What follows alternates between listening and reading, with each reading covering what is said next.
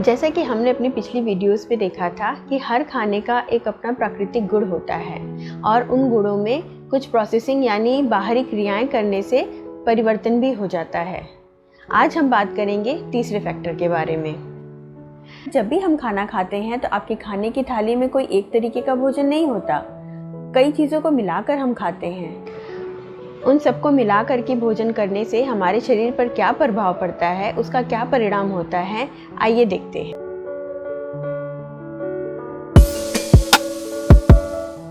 Hello everyone, myself doctor Seema Prajapati welcomes you to think scientific with Ayurveda. आज का हमारा तीसरा फैक्टर है संयोग यानी कि फूड कॉम्बिनेशन। कई तरीके की ऐसी चीज़ें होती हैं जिसे मिलाकर खाने से कभी अच्छा परिणाम होता है और कभी बुरा परिणाम होता है। हम अपनी डेली लाइफ में ऐसी बहुत सी चीज़ों को मिलाकर खाते हैं जो शरीर के लिए अच्छी नहीं है, जो हमारे डाइजेशन के लिए अच्छी नहीं है। तो आइए जानते हैं कुछ ऐसे फैक्टर्स के बारे में। हम जो भी खाना खाते हैं हमें लगता है कि हम अच्छा ही खा रहे हैं, पर कभी ऐसा भी होता है कि दो अच्छी चीज़ों को मिला करके खाने से परिणाम बुरा होता है।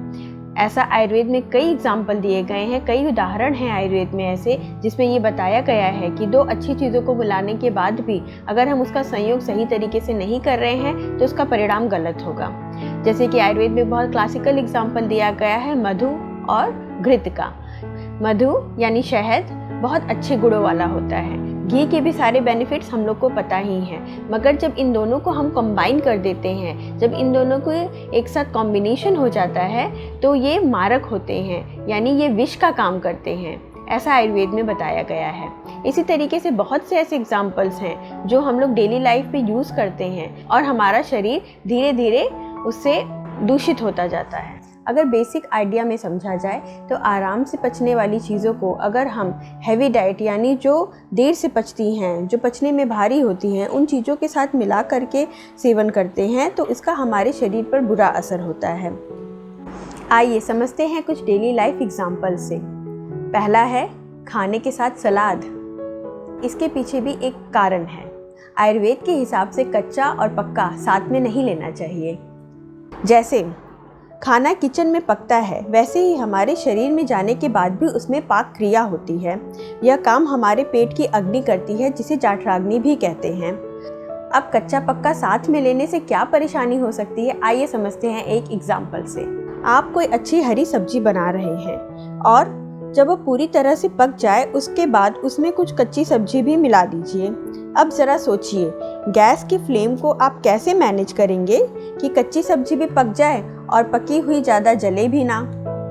बस यही दुविधा हमारे पेट के साथ होती है जब हम उसमें कच्चा और पक्का साथ साथ मिला देते हैं। इस तरीके से जो पका हुआ आप भोजन कर रहे हैं वो भी पूरी तरीके से नहीं पक पाता है और जो कच्चा था उसे तो पचाने में वैसे भी ज़्यादा एनर्जी चाहिए, तो वो भी ठीक से उसकी भी पाक्रिया नहीं हो पाती है। परेशान न होइए, इसका भी एक उपाय है। आप सलाद को खाने से थोड़ा पहले ले लीजिए। इससे जब तक भोजन करना शुरू करेंगे तब तक सलाद का पाचन भी शुरू हो चुका होगा और पाचन क्रिया में दुविधा नहीं होगी। आइए और देखते हैं दूसरा एग्जाम्पल। थोड़ा ध्यान से, आपके कान खड़े हो सकते हैं। मधु के साथ उष्ण जल। जी हाँ, पतला होने के लिए यह आजकल काफ़ी ट्रेंड में है कि गर्म पानी में शहद मिला करके पीते हैं, पर आयुर्वेद के अनुसार ये बिल्कुल गलत है। शहद को गर्म पानी में तो क्या, किसी भी गर्म चीज़ में मिलाकर नहीं पीना चाहिए। कई लोग हर्बल टी, ग्रीन टी या कुछ डिशेस भी ऐसे बनाते हैं जिसमें शहद को मिलाते हैं। अगर आप ऐसा करते हैं तो वो धीरे धीरे आपके शरीर में टॉक्सिन्स जमा कर रहे हैं जो आगे चलकर कई रोगों का कारण बन सकता है। तीसरा एग्जाम्पल है फ्रूट शेक। आयुर्वेद के अनुसार दूध को किसी भी खट्टे पदार्थ के साथ मिलाकर सेवन नहीं करना चाहिए। जैसे आम, केला, बेर, जामुन, अमरूद, आंवला, अनार, इन सभी फलों के साथ दूध को नहीं लेना चाहिए।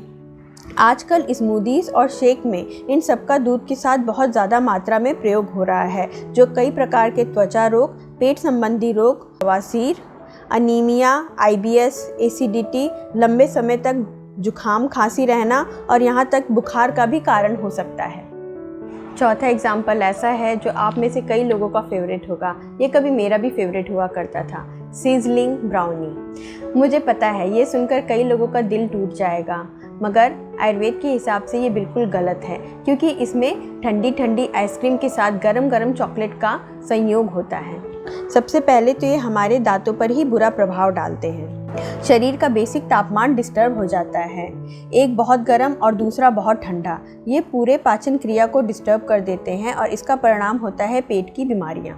क्योंकि जैसे कि हमने पहले भी बताया था कि हमारे पेट में एक अग्नि होती है जो डाइजेशन कर रही है, एक अग्नि है कि वो गर्म चीज़ों को पचाने की कोशिश कर रही है। उस पर से आपने उसमें ठंडी ठंडी आइसक्रीम डाल दी, तो उस अग्नि के काम को हम डिस्टर्ब कर रहे हैं। नेक्स्ट एग्जाम्पल है खाना खाने के बाद फलों का सेवन। फलों में सिंपल शुगर होते हैं जिसे पचाने के लिए बहुत पाचक तत्वों की ज़रूरत नहीं होती, इसलिए वह पेट में लंबे समय तक नहीं रहते। वहीं दूसरे आहार जिसे हम भोजन के रूप में ले रहे हैं उसमें फैट, प्रोटीन, स्टार्च इन सब की मात्रा अधिक होती है, वह पेट में लंबे समय तक रहते हैं। अब हमने अगर खाना पहले ले लिया और वह नीचे है तो ऊपर से जो फ्रूट्स डाला उससे भी लंबे समय तक पेट में रहना पड़ेगा, क्योंकि नीचे का रास्ता तो आपने खाने से रोक रखा है।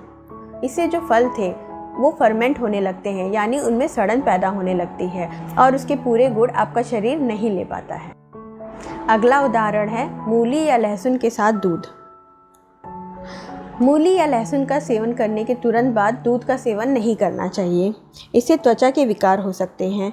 ऐसा तब हो सकता है जब आप कोई भोजन करें जिसमें मूली या लहसुन मिला हुआ हो और उसके बाद आप तुरंत दूध ले लें। इससे बचने के लिए आप एक काम ये कर सकते हैं कि अगर आपने कोई भी भोजन किया है उसके थोड़ी देर बाद दूध का सेवन करें। वैसे भी खाना खाने के तुरंत बाद दूध का सेवन आयुर्वेद के हिसाब से हितकारी नहीं माना गया है, यानी खाना खाने और दूध सेवन करने के बीच में कम से कम 45 मिनट का अंतराल ज़रूर होना चाहिए। अगला एग्जाम्पल है मछली के साथ दूध का संयोग। आयुर्वेद के हिसाब से यह बिल्कुल गलत है, इससे त्वचा के कई विकार हो जाते हैं। आजकल हम बहुत ज़्यादा देखते हैं कि लोगों को सफ़ेद दाग या फिर इस तरीके की परेशानियां स्किन में बहुत सी कॉमन हो गई हैं। इसका कोई कहीं ना कहीं यही सब कारण है कि जो हम लोग खाना खा रहे हैं उन खाने में हम सब अलग अलग तो सब अच्छी चीज़ें होती हैं, मगर जब उनका संयोग करते हैं तो वो हमारे शरीर पर बुरा प्रभाव डालता है। आयुर्वेद के हिसाब से हर तरीके का संयोग बुरा नहीं होता, अच्छा भी होता है। आइए जानते हैं कुछ अच्छे संयोग यानी कॉम्बिनेशंस के बारे में। जैसे दूध में हल्दी मिलाकर पीना। दूध में हल्दी मिलाकर पीने से यह इम्यूनिटी बढ़ाने के लिए बहुत अच्छा होता है। इससे आपकी शरीर की रोग प्रतिरोधक क्षमता बढ़ती है। दूसरा है, अगर किसी का दूध का पाचन अच्छे से नहीं होता है तो वो दूध में चुटकी भर इलायची या फिर सोंठ का पाउडर डाल करके ले सकते हैं। इससे उनकी पाचन क्रिया भी अच्छी हो जाती है और दूध का स्वाद भी अच्छा हो जाता है। दूध में बादाम मिलाकर पिलाने से तो बुद्धि का वर्धन होता है, ये हम सब लोग जानते हैं। तो बच्चों को बाहर की एनर्जी ड्रिंक्स या दिमाग तेज करने वाली ड्रिंक देने से बेहतर होगा कि आप अपने स्वदेशी आयुर्वेद के हिसाब से हल्दी मिलाकर दीजिए, बादाम मिलाकर दीजिए। अगर बच्चे नहीं ले रहे हैं दूध तो टेस्ट अच्छा करने के लिए उन्हें इलायची मिलाकर दीजिए। इससे उनका स्वास्थ्य भी अच्छा होगा, डाइजेशन भी अच्छा होगा और बाहरी केमिकल की चीज़ों से आप बचे रहेंगे।